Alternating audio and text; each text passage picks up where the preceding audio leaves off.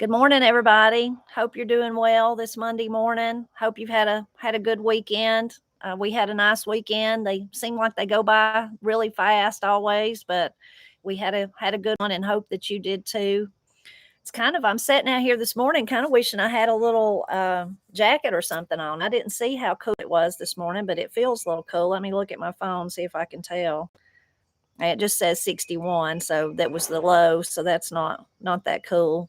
I could look at I'll have to ask Matt if the our thermometer said the same thing, but it feels a little like fall out here this morning, which is really nice. It's been so hot here. I know it has been in a lot of places, really, really hot, and we need rain still. But at this point of the game, if you watched our video last night, you know that we're both kind of resigned to the fact that the garden is on its way out, so I'm not going to worry about it as much. I am still hopeful that I'm looking down here to see our beans that we tore out and replanted, that maybe we'll get a few from them. And then, of course, I'm hopeful about the turnips, and the kale has actually not come up, so I may need to plant it again. Or maybe if we get some moisture, those seeds will sprout. I've not been good about watering them.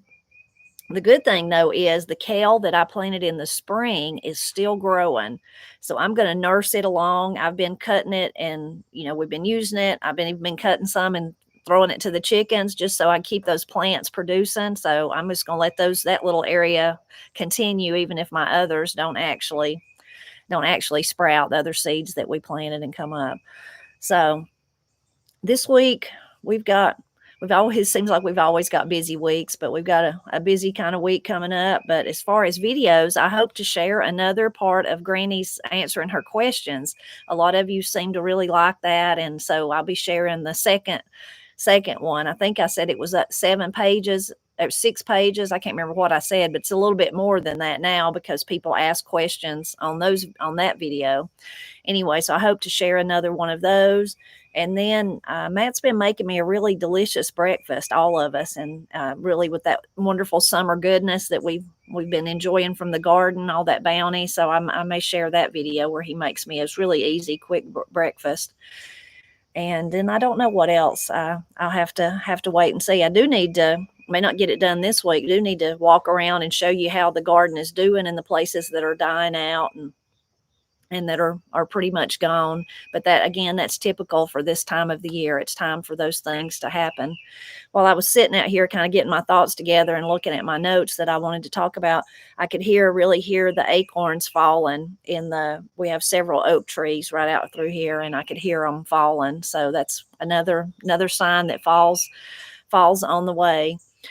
I'm ready for it. I always am, though. That's the great thing about living in a place like where I live here in southern Appalachia that has really distinct seasons. I love all of them, and I'm always ready for the next one. So by the end of winter, I'm really anxious for of course, being in the garden and the daffodils and the ivies and the laurels blooming and the bloodroot and all those first things that come out, like the bloodroot and the daffodils. I'm always anxious about that. And then I love the hot of summer. Matt doesn't, but I love to feel that sun beating down on me. I don't mind sweating. I love those things. But then by this time of the year, I'm actually thinking about fall, and, that first really cool weather arrives, and having to wear a sweater and put my sandals up and get my socks back out. So I'm looking forward to that. Of course, in the winter, I'm always hoping I'll get a big snow. Rarely happens for us, but I'm always hopeful. Matt has this tradition, and he still does it for me, but he even did it when the girls was little. The first really brisk, cool morning, he's always going to tell us. He's always up first, and even when the girls were still here, he's always the first riser. But he will go outside and notice it, and then he'll make us, once we get up, he'll say, "Come on, come with me. You got to come feel this." And then we'll all go on the back deck and be like, "Oh yeah, it's really it's really cold." So anyway, that's just a nice thing, tradition of our family that Matt didn't mean to start, but he did start. And I know the girls will always think about that and remember it. So everyone here is doing well. Granny and Paul, and we got to visit with Granny some yesterday, and one of her dear sweet cousins and her husband. Hadn't seen them in a long time. They come to visit, so we had some good family time there, and The babies got to show them off. Granny wants to show off all her grandkids, and her other grandkids that usually come see her every week, they went camping, so they wasn't there. But anyway, had a good time. She's doing good, and the babies are doing good, and everybody here's good, and we hope so at your house too. I will ask you, I'd asked before for you to pray for Pastor Lon. A lot of you know Pastor Lon from his videos. He's not been able to do videos in a long time, but remember Pastor Lon and continue to pray for him and his family.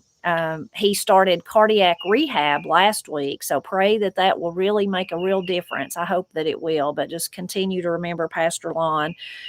And we pray for all of you, especially the ones that ask. But even if you don't ask, I pray for my YouTube family because I feel like you are family. But we remember all your prayer requests. And please feel free to leave them in the comments, and y'all pray for each other. I think that's wonderful. And things I was going to talk about this week was a couple of things I wanted to explain first that people had asked about.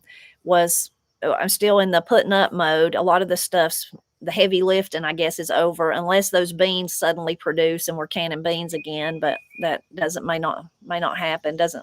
I'm not holding high hopes for it. But two things. One thing is when I did the video last week and I talked about making jelly, and I said that the Sure Gel come with the little packet that you can unfold of recipes, and it's all in there. Several of you told me, no, they don't put it in there anymore. I've not bought Sure Gel this year. I had some stockpiled kind of from last year.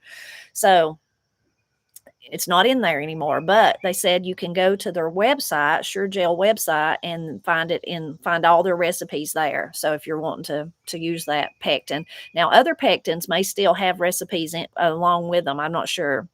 You just have to find that out. But know that you can always go to that website, the Sure Gel website, and get whichever recipe you need. Robert, thank you so much. Thank you, Robert. You really support us, and we appreciate you. Thank you. Thank you so much. So that was one thing. The other thing was a lot of people asked me what in the world in our day in the life, kind of my life in Appalachia video that we shared last week, was that thing that I was using to do the grapes. I did not know about steamers. I did not know about fruit steamers. And one of you, sweet dear lady, I guess it's been 2 years now, said I did a video where I was making jelly or whatever. And used to what I would do is, so like for those grapes, I would have put them in a big pot with a little bit of water and then let them cook and let all those juices release. And then I would put them through if you have a food mill or something like that, I have a ricer. If you know what that is, it's like the cone. You've probably seen them, and you've got the dowel that you twist in there. Miss Cindy got me one, and I would use that, and then I would get all the juice out. Then I would make my jelly, and that works fine, works perfectly. You don't even have to have the ricer or food mill. You could just use a sieve or whatever. Anyway, but so she said she sent it to me, and I was kind of skeptical. I thought, I don't know, but it is so easy if you've got a lot of stuff like those grapes. I had so many grapes to just put it in there and do it all at once and not worry about it. Of course, you got to keep an eye on it, make sure it doesn't scorch or anything like that.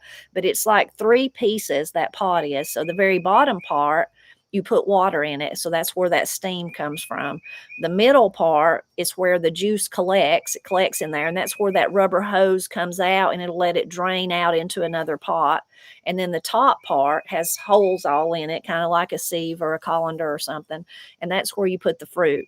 And then, you let it cook until all the juice is out. And you can, at first, you'll figure it out if you was to get one and use it, but you can kind of tell the fruit will just kind of sink down. At first I was like, well, how do I know I got all the juice? How do I know? But after you watch it a few times, you can kind of see and tell that there's not any juice left in the fruit, and then you're done. Now you would need to pay attention and make sure you put enough water in it that you didn't run out, or if you had to cook it a long time, you might need to add more water. I typically don't have to add more water, but you should keep an eye on that. But it works really well, and it is a fruit steamer. And thank you to the dear lady that sent it to me 2 years ago, or I'd have never even knew about it. But it does make it really easy. Now, if it's like this year when I did my blackberries, I didn't have very many blackberries. And one thing is I didn't want to go get that pot out of the basement and then have to clean it and all that. And the other thing was I really wanted to add some water so that I ended up with more blackberry juice so I could actually make jelly. So I don't, in other words, I don't always use it, but it is so good. for those large quantities when you have that. The blackberries, I didn't have that many, so getting all that out just wasn't worth the trouble for just a bowl full of blackberries, if that makes sense. Anyway, I hope that I'll share it to be able to share a video and really show you how it works. I'm thinking maybe I could try Corey and Austin's crab apples when they get ripe. There's lots of apples down there, and they're just beginning to turn. So maybe in another month or something, maybe I could try that and see if it works. It may not work. If you never see a video, you know it didn't work. But I think that it would. One other thing that I was thinking about when I was doing all that, putting up stuff, of course, when today you can watch videos, you can listen to podcasts, you can do all that while you're working. And I do that sometimes. And sometimes I just listen to music, and sometimes I don't listen to anything. But that day, Matt had been watching, or the TV had been on, and Gunsmoke was on, and I love Gunsmoke, and I really get pulled into those old westerns. Even though a lot of them I've seen, I just still get pulled into them, and so I was kind of feeling like I wanted to be in there, but I was in the kitchen, and then I thought, well, why don't I just watch it on my phone? You've got a phone today, you can watch it. So like I downloaded, is it Pluto? Is that the name of it? Let me look on my phone and see. It's free, totally free. Let's see. Yeah, Pluto TV, and downloaded it on my phone. And then just in a few minutes, I was watching Gunsmoke too. So I had it right there with me, and I was keeping up with Matt and Miss Kitty and Doc. And I think Festus was in that one instead of Chester. Anyway, so I just wanted to share that if you didn't know that, like I said, there's just endless entertainment today. And sometimes there's too much. Sometimes you need to unplug and do what you need to do and have some silence or listen to music or something like that. But I just thought that was neat, that I thought this is so funny. Years ago when I was putting up food for, when me and Matt was first married, I would have never dreamed of watching Gunsmoke on my phone while I was working in the kitchen that day, because I knew that was going to be an all day. I was going to be in there all day long. Anyway, I thought that was interesting and neat. So I think somebody asked me about the Camp Chef. I don't really know how long the propane lasts. Matt does that, and we do use it though a lot. We use it for the canning. We can out here just as it's easier. It doesn't heat up the house, and then we cook out here a lot. Especially if I'm cooking in there and Matt's helping me, then he thinks I'm in his way, or he don't want to get in my way, and he comes out here and cooks on the Camp Chef on the propane burner, and I just have to ask Matt how long a little tank lasts us, but pretty good while. Of course, we're not using it every day either, so pretty good while, I would say, that it uses us, lasts us. Let's see. One thing I wanted to talk about just a little bit is I had someone ask me, I've started having people ask me questions and then say, would you talk about it in the live? So this is one of those. Would I talk about the folk school? They hear me talk about the folk school here in Brasstown. So John C. Campbell Folk School. And of course you can find their website and go find out all you want to about them there. But it was created in 1925. It was founded by Olive Dame Campbell. And then her right-hand lady that helped her was Marguerite Butler. And it actually started prior to that, though, and you may be thinking, well, why is it John C. Campbell Folk School? That was Olive Dame's husband. And her and him, they had a heart for helping people. And I think he worked for the Russell Sage Foundation, maybe. Anyway, they had traveled around in the Southern Appalachians and, really loved the people, admired them for what they did, loved their spirit and their their knowledge and their handicrafts and all that kind of things. They really loved it and fell in love with the people. Well, then unfortunately, he passed away, but they had already had it kind of in their heart that they wanted to help the people of Southern Appalachia. So her and Marguerite traveled to Europe, and they went to Denmark, and I think they went to other places too. You can read about the history on their website though. But anyway, they fell in love with this, the school, what do you call it? Organizational, that's not really what I'm hunting for. Model, the school model, Denmark's folk school model. So that was schools that helped adults in various different ways, So they really fell in love with that. And then they wanted to bring that. So then they had to figure out where in Southern Appalachia they would put the actual folk school that they wanted to develop to help the people there.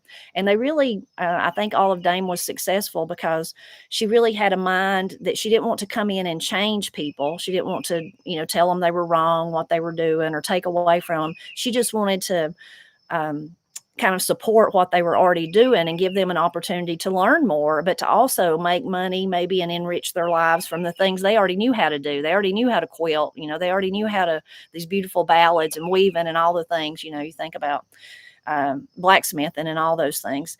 So I think that's why she was successful. Anyway, there's a whole wonderful lore, especially in Brasstown, about how they chose Brasstown. So if you ever had the opportunity, I don't know if the folk school ever recorded it or not, but Jan Davidson, he was the director of the folk school for many years. He gives a wonderful, wonderful talk about it, and he's very an entertainer, so he really adds to it and adds to the lore and tells the story like he was just right there. It's really interesting. Anyway, but it was, in a nutshell, I'll tell you the quick story, is that Fred O. Scroggs, the Scroggs was a Brasstown family, still Scroggs here today. And Fred O., he owned a little store down there in Brasstown, and that's he heard about that they come here, they come to this area. Marguerite did come to Murphy and stayed and kind of looked around, and he somehow heard about it. And so he went to her and, said, this would be a good place. And I want you to do this, and we could help you in a lot of ways. And my family, they ended up donating the land for the folk school and stuff. Anyway, so then she left and went, and they were still looking at all these different places.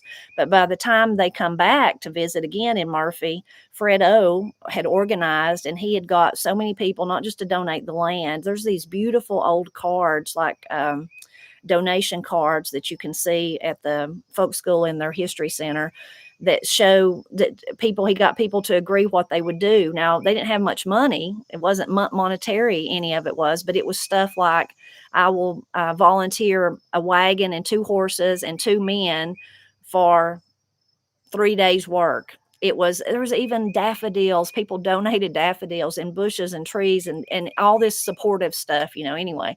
So really, Fred O. is credited with getting them to choose Brasstown. That's how they ended up here. Now, in the beginning, back then in 1925, it really was a school for the people of Brasstown and the surrounding areas. There were certainly visitors in those days, but it was primarily to support the people of Brasstown and the surrounding area here. And, all kinds of, like I said, they did do educational things, but then they supported and they, encouraged them. They eventually developed ways to sell the goods that they made. The biggest, most successful thing of that was the Brasstown carvers, and a beautiful story all on its own. I need to get Katie to come on and one day and just tell that story. She was obsessed with it, so she become really good at telling the story of the Brasstown carvers and knows a lot of information, and they're still going today. Anyway, in those days, that's really what the folk school was, and it was to support, like I said, this area. And I have a real connection to it personally with my family, because living in Brasstown, you couldn't help but be affected by it in various ways. Well, my grandmother, Marie, she worked there. My great aunt, Ina, she worked there in various different positions, both of them. And then once, my family's very musical, they really played a role in my daddy, Pap, and his brother Ray in elevating their music of the Wilson brothers. Doug Day, he's since passed away, but at that time he was kind of the musical director there at the folk school. He, really lifted them up in various ways. They ended up getting an award from the state of North Carolina, lots of different things. And of course, they played music there all the time. Well, then by the time it come down to our generation, we played there often, very often. We've not, we don't play as much music these days because of babies and things like that. But anyway, have strong ties there. I think I was probably about 5 years old, maybe 4. The first time I remember being there, I went to work with my Mama Marie, and just lots of memories. Of course, years later, I ended up working there. I've taught many cooking classes there. So anyway, real connection to us. Now, today, I will say the folk school is different. It's not what it was back then. And that's just the nature of life. Yesterday, we had a visiting pastor at church, and he preached kind of course, he had out of the Bible, but he also talked about change and how he was somebody that didn't like change. But as he's 70 something now, he's realized you can't stop change. And so thank you, Tracy, so much. Thank you. We appreciate you, all your support. but you can't stop change. And so that's kind of like with the folk school. Two things, society changed. People wasn't living those lives so close to the land. There was industry, there was other jobs, there was all that outside of the farm, out of the home. So that changed. So then the folk school had to change with that. So today it's still a wonderful place, but it's primarily people who use the folk school are not from Brasstown. They're from all areas of the world that come to Brasstown. Now, certainly some people in the local area take classes there and teach and all that, but primarily I would say it's for people outside of this area.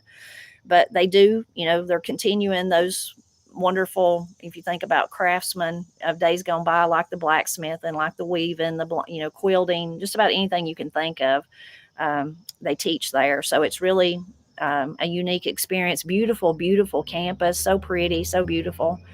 And they still do the music and the dancing and all those traditional things. So you can go to their website and learn even more about it. But that's, I guess, in a nutshell, telling you about the folk school. Now, I wanted to tell you, first I'm going to quickly just say this because I keep wanting to say it so that I get to meet all of you. But October the 19th from 11 till 2, me and Jim Cassida will both be at in Knoxville at the historic Ramsey House. And we'll be, I can't remember if we're going to talk about the cookbook or just sign it, but we'll be there and we'll be glad to talk. So we'll do that. Now, the other thing I was going to share real quickly was last week I talked about the Nashville Bluegrass Band and how much I loved them. And in the process of that, I shared some of the videos that we had done of their songs. They didn't write them, but ones that we had learned through them. And then I thought, well, I've never really I've talked about all these different music groups and different things like that, but I should talk about a little bit about my family. Of course, I could go on for that for days and days and days. I will pray for you. Yes, I sure will. I see a prayer request there, so we can all pray for that. Anyway, I really, just grew up in this musical family, and it means a lot to me. All music does, but especially my family's music, as you might imagine. Well, the Blind Pig and the Acorn YouTube channel, if you've never visited it, it is kind of a time capsule of our music from 2008. That's when it was first started. So if you go back there, you could go to, let me just put it in the, let's see, that's not where I wanted to go, over here.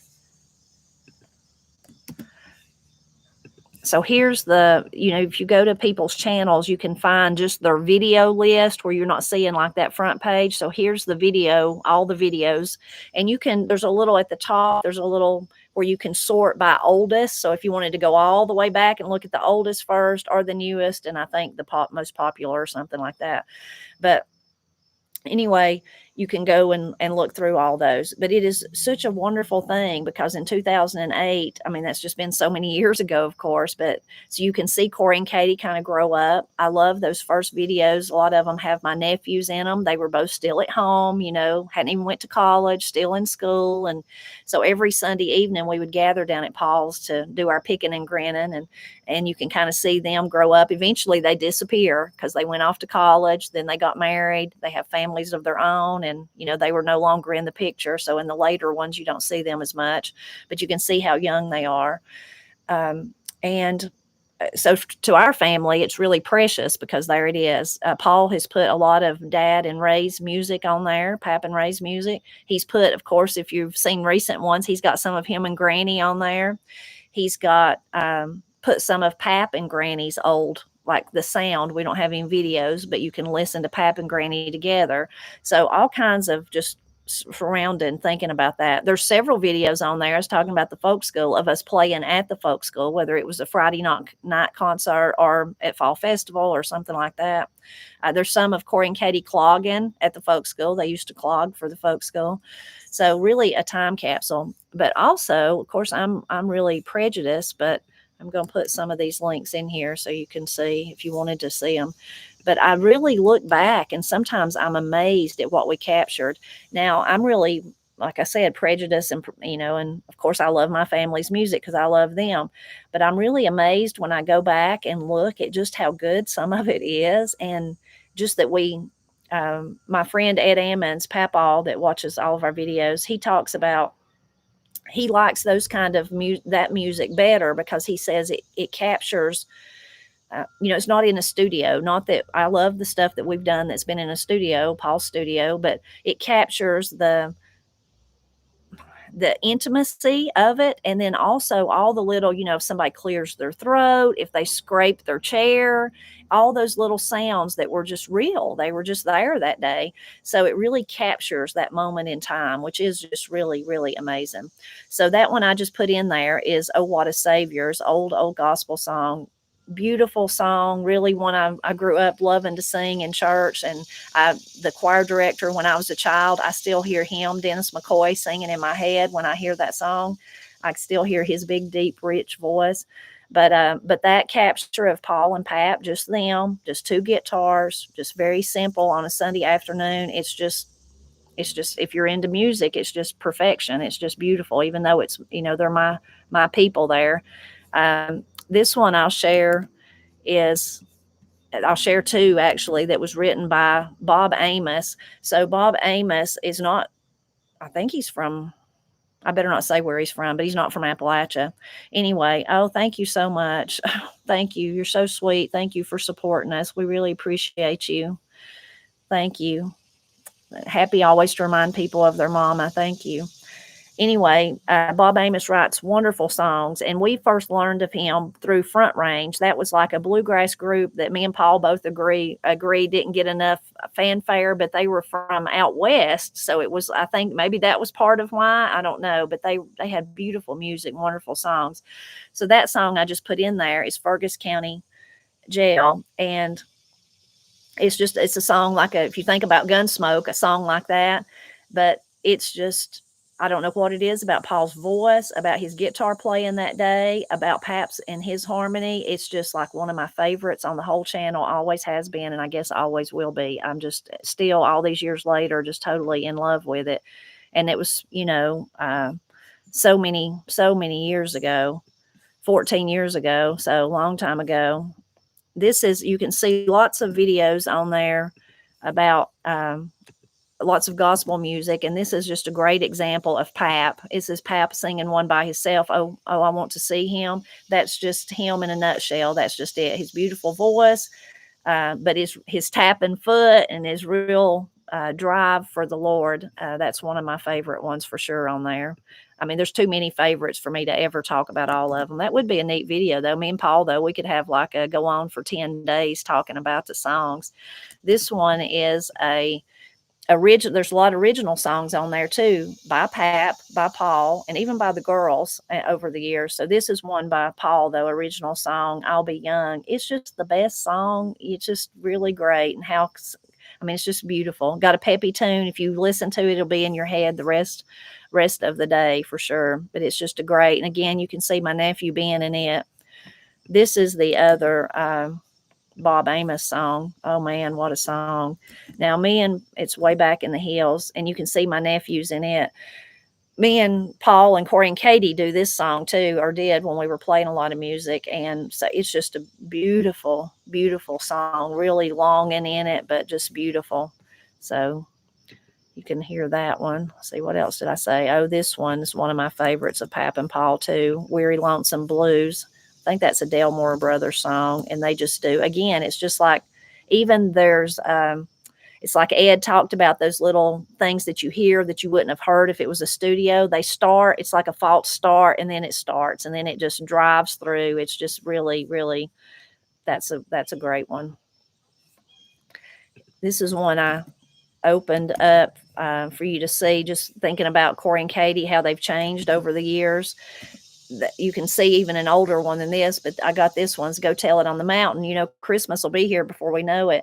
But this is actually, you can see other people show up in some of the videos on there too, not just us, but my Uncle Henry. So Uncle Henry, that was a year that Corey and Katie was going to be in a Christmas play, and he was going to play the song. So we were at his house, and he was practicing with them. So he's playing the guitar, and they're singing the song, and you can see how young they are and how silly they're being, kind of. But there's a lot of songs on there that are, like I said, the gospel song, and a lot of just hymns. If you like the old hymns, Rock of Ages, and there's really beautiful, I didn't get it, but a Rock of Ages where it's Pap and the girls and Paul singing. It's really priceless. I think that video's from down at Howassie Dam at their community center. And then connecting back to the folk school, there is a folk school CD. Over the years, they would put out CDs, and there's one of them where it is all of them singing Rock of Ages in the Keith house together. They're on it. So that's really neat. Anyway, that one that I just put there is Pass Me Not, O Gentle Stranger. Beautiful, beautiful old hymn. So, so beautiful. And you can see my nephew Ben in that one. This will be the last one I share. I'm driving you crazy probably. But this one is On Heaven's Bright Shore. And again, you can see how young Corey and Katie are. They're just standing there. I think Corey's holding a mandolin, but she's not actually playing it. And singing. And they didn't really have harmony down pat then, but so they're just kind of both singing. But it's really sweet. But the sweetest part is and again, nobody thinking about it at that time, what was going to happen. We were just videoing so that we could put it on there, and then I could use it on the Blind Pig and the Acorn was really the driving force behind it. But we just captured this beautiful, if you go watch one of them, go watch that one, On Heaven's Bright Shore. It's just the look on Pap's face. You can see he's just really feeling the song and thinking about his faith, and it's just so moving. And nobody, when they first started singing it, I'm sure I'd probably just been fussing at them, telling them to quit being silly and sing or something. And then the music starts, and it just, this feeling envelops you, and it enveloped Pap, and you can just see the beautiful expressions on his face that he's really, really into the song, but thinking about the words. I'm sure he's enjoying hearing them sing, but it's mostly the words are really touching his heart. And I didn't know till after that. Granny shared this with me. It's probably years after that even. She told me that my big grandma, which was Pap's grandmother, Carrie, that was one of her favorite songs. So then when she told me that, I looked back at that, and she was a piano player, and Pap really loved her piano music. But when I looked back at that, then I thought, well, was he thinking about his faith, but also thinking about those that are done gone on that he would miss? I mean, that he missed his whole life, I'm sure. Like big grandma, I was probably maybe 5 when she died or something. I have very few memories of her. But of course, Pap had his whole life of memories. And so maybe that day he was thinking about her too, about how she was waiting over there on Heaven's Bright Shore. I'm going to start crying if I don't quit talking about that. Anyway, so if you get time, go check out the Blind Pig and the Acorn YouTube channel. And again, it's just a treasure trove of our music. And I'm awful prejudiced because they're my people and my music, but I do think there's some amazing treasures on there, amazing finds. And there's still good stuff on there today too, what Paul's doing, and even us in the last year or two, it's all good. And especially those with Granny, I'm so glad Paul's doing that. But some of those old ones, like Old What a Savior, and of course there's lots of Louvin Brothers songs on there, original songs. There's just all kinds of stuff. So if you go, I hope you'll enjoy visiting. Now, I got to get to the wisdom from the comments. You continue to leave wonderful wisdom. Thank you so much for doing that. And I hope you'll keep doing it so we can keep talking about it, because it's so fun to go over these things. So this one was from Devin. Words of wisdom. My daughter tells my granddaughter all the time, don't let the world change your smile. Let your smile change the world.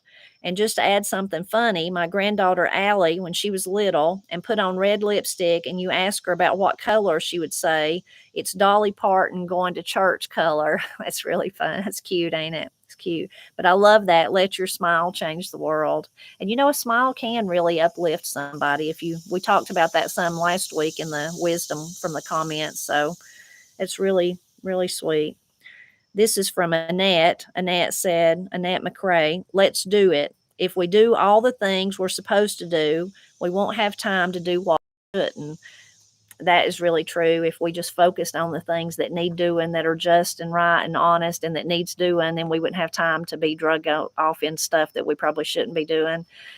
Years ago, I was doing this series of corn, like dried corn, the way they would have used it in the old days, of course for cornmeal, but also for parched corn and gritted bread and different things. And I was down at Pap and Granny's, and they were helping me. And I think we were going to make gritted bread, but we were making it from parched corn. So we had to parch the corn, and this was field corn, not sweet corn. We had to parch the dried corn, and then we had to grind it somehow. Well, we didn't have a grinder, so Pap sent me outside with I had it like in a old flour sack with a hammer, and I was out there hammering and hammering and hammering it, and then I come back in and was saying, "Man, that's a lot of work." And Granny said it was a lot of work. It was a lot of work to get your food, to get wood for water, cooking, and to stay warm, and then to get your water. And she said, and that's why there was no time for meanness. That's what she said. So that's kind of the same thing. Thank you, Annette. This was from Paula. Says, one of the sayings I've always heard here in Kentucky is you can lead a horse to water, but you can't make him drink. Heard that one my whole life. I bet y'all have heard that one. And I may have shared that one before because I know several people's left it, but that's true and still a good example. Not as many horses today in most people's lives, but you could even say you could lead your dog to water, but you can't make him drink. This is from Bluebird. Said, one of today's words of wisdom reminded me of something my mom used to say. You need that like a hog needs a side saddle. I always got a kick out of that one. That was Brenda, is Bluebird. Last week we had used one about you need that like a moose needs something about a moose. You'll have to go back now. I've forgot what it was, but that's good. Thank you, Brenda. This is from Sherry. She says, I seen my son watching and waiting for the tea kettle to boil and remembered a watched pot never boils is one I used to hear. Thinking about waiting on something. Also, my granny, who's from West Virginia, would sometimes say, shoot fire and molasses when something was a shock or a surprise or a mess. Those are both really great. Thank you, Sherry. Thank you. That's so true about sometimes I'm waiting for something to boil in the kitchen and I'm like, I hear that in my head and I'm like, just walk away and it'll boil, walk away. This is from my friend Redbud, and I seen her in the comments there a minute ago talking about the folk school. That's where we met. When we were whining or slightly hurt and be crying, and we're crying, Daddy would say, 100 years from now, you'll never know or remember it. You'll never know or remember it. That's true. True. And that's good for us all to think about, just everyday stuff. Even we're not necessarily skinning our knees, but maybe somebody hurts our feelings or something falls through and, think about that in 100 years. Will this matter? Of course not. I won't be here in 100 years, but I always think, well, the end of time may come. So why should I worry about it? So thank you. Thank you, friend. This is from Lisa. Wisdom for every day, a closed mouth. I got to say it's right. Let me start over. Wisdom for every day, a closed mouth gathers no foot. Gathers no foot. That is so funny and so true, though. Thank you, Lisa. This is from Livy. My grandma always said, nobody thinks about you nearly as much as you worry they will. Live your truth and they will enjoy your wisdom one day. So true. The girls, I think I shared this before, they would always, teenage angst. And I had it too. You want your hair to be perfect and your clothes to be perfect and all that. And so you fit in with your peers. And I would tell the girls, I didn't know this when I was their age, but as an adult, I said, looking back, I see clearly they wasn't looking at me because they were too busy worrying about, their pimple, their shoes that wasn't the latest, coolest thing or whatever. So I used to tell the girls that too. That's good, Livy. Nobody thinks about you nearly as much as you worry they will. Melissa said, my mama says, as her grandfather, don't go borrowing trouble. That's a good one. Again, Melissa said, my pa always said, smile. Even if you're sad, smile, and it will make them happy, and then you will feel better too. That is good. Thinking about, we were talking about this yesterday, being positive. It really does work to try to be positive, in other words. So to put a smile on your face or to make yourself think about, focus on the good things, all those things truly, truly do work. This is from Kenneth. Hey, Tipper, my daddy was one of 13 children during hard times. He used to tell us at the table, take out all you want, but eat all you take out. That's good. I like that. Thank you, Kenneth. This is from, it's like I better just spell it. WEBEEANKYLOSINGSPINDYLIT, and I can't see the rest. But my husband is always coming up with words of wisdom, some made up, some are well known. I thought I would share two of them. Number one, now if someone starts to complain about something, he will say, I now say this as well. It's better than getting poked in the eye with a stick. I've heard that said in different situations. And the second one, as I said, my husband just had a birthday and someone asked how old he was. Now his response, I'm not as old as a mountain, but older than bread. It's funny. I love that response and thought I would share. Thank you. Thank you for sharing that. Those are funny. Humor always helps us for sure. This is from Meg. Meg said, this made me remember what my dad said to me when I was flipping out about my wedding day details. Dad looked at me and said, Meg, if you're married at the end of your wedding day, it's been a success. Calmed me right down and pointed out what the most important thing on that day really was. That's so true. Such great advice from Meg's dad there. And so often that's what we need to think. I need to take this myself because I get hung up in the details, but it actually at the end is what matters, not what, didn't go exactly like you planned. Talking about Pastor Lon that I was asking you to pray for, he, in one of his videos, he talked about how many different ways there is to grow potatoes, how many different ways there is to harvest potatoes, all those things. But he said what matters is at the end of the day, if you've got potatoes in your bucket, kind of the same thing. And of course, he was talking about potatoes, but he was also talking about in life, like a life lesson. Joanne said, when a hard job needs done, you say, how do you eat an elephant? One bite at a time. It's really good. That's some of the ones we talked about last week was if you just start. Oh, and another, this is one of those user, it's a C, but user QI6YO7XT4L. We say I need that like I need another hole in my head. I've heard that one. So that's a funny one too.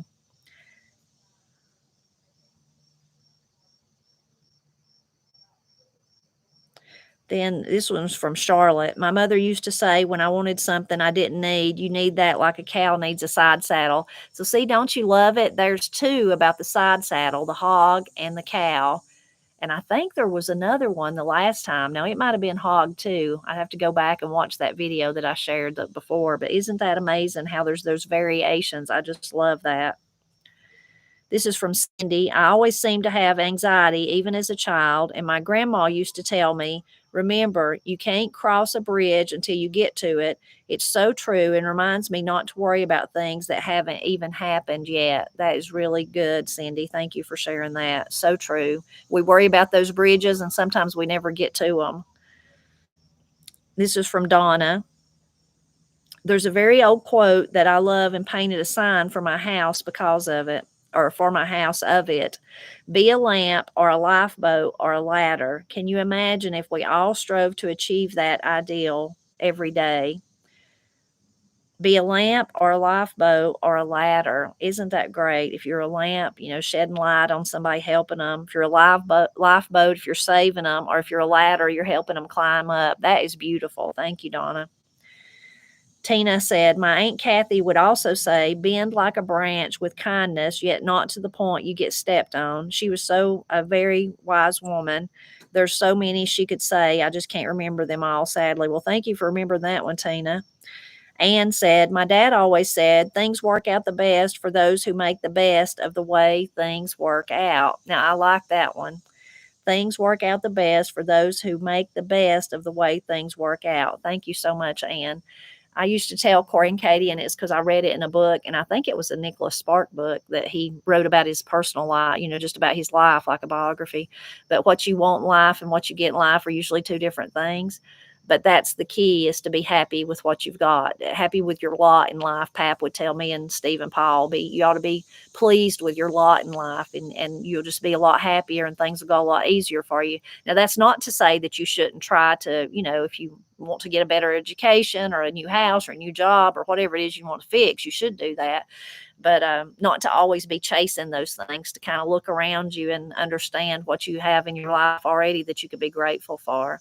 So those were all great words of wisdom. Thank you. Thank you so very much. And I hope you'll keep leaving them. I think this is really nice to focus on those things that encourage us all and make us smile, those that are kind of funny and humorous. So I hope you all have a wonderful, wonderful week. Thank you for spending time with me this Monday morning. I'm always glad when you stop by to help me celebrate Appalachia, and I love you all. Bye bye.